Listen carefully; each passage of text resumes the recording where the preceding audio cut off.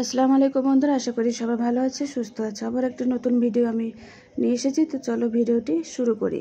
Islamic গল্প কাহিনী। কোনো রকম জিহ্বা এড়িয়ে এদিক ওদিক তাকিয়ে 100 বার আস্তাগফিরুল্লাহ পড়তে পারলেই তো ক্ষমা হয়ে যায়, এমনটাই তো আমরা অনেকেই ভাবি, তাই না? কখনো কি এই 100 বার আস্তাগফিরুল্লাহ পড়ার সাথে সাথে 100 বারই মন থেকেও আকুতি নিয়ে বলেছেন যে, হে আল্লাহ, আমি আপনার নিকট ক্ষমা প্রার্থনা করছি? আল্লাহ তাআলা খুব ভালোভাবেই জানেন কোনটা আপনি শুধু জিহ্বা দিয়ে কোনো রকম দায়সারা হিসেবে বলছেন, আর কোনটা অন্তর ও জিহ্বা দুটো দিয়ে বলছেন। তিনি স্পষ্ট বুঝে যান যখন আপনি তাকে পচা, বাসি, নষ্ট, মৃত নামাজ উপহার দেন। তিনি খুব স্পষ্টভাবে বুঝে যান আপনার কোনো জিকির শুধু জিহ্বা দিয়ে পড়েছেন আর কোনটা জিহ্বার সাথে অন্তর দিয়েও বলেছেন। আল্লাহকে কিভাবে আমরা পারি এইভাবে মৃত, নষ্ট, দুর্গন্ধযুক্ত উপহার পাঠাতে, অথচ 3 বেলা তার পাঠানো সুস্বাদু রিজিক খেয়ে তৃপ্তির ঢেকুর তুলছি আমরা? হে ভাই, হে বোন, আপনার মায়ের থেকে আল্লাহ আপনাকে অনেক বেশি ভালোবাসেন, আপনাকে পালন করেন আপনার পিতামাতার থেকে উত্তম পন্থায়।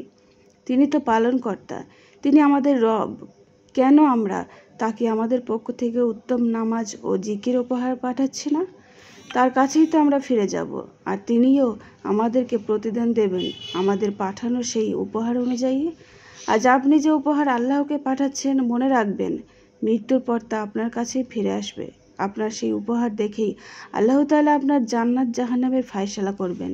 আর নিশ্চয় মৃত্যু, নষ্ট উপহারদাতারা জান্নাতে প্রবেশের যোগ্যতা রাখে না। তাই আজ থেকে গভীর মনোযোগের সাথে নামাজ আদায় করুন এবং জিকির করুন। ইনশাআল্লাহ অন্তর থেকে ফিলিংস নিয়ে আল্লাহর প্রশংসা করুন, তার কাছে অনুতপ্ততার সাথে, আকুতির সাথে ক্ষমা প্রার্থনা করুন। নিশ্চয়ই আমাদের রব সবচেয়ে মহান, বড়ই দয়ালু এবং অত্যন্ত ক্ষমাশীল।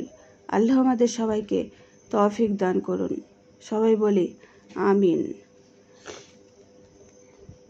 তো বন্ধুরা, এই ভিডিওটি কেমন লাগলো অবশ্যই জানাবে। আবার একটা বলি, একটা সুন্দর মোনাজাত। ইয়া আল্লাহ, আমি জানি না অতীতে কতটা পাপ করেছি,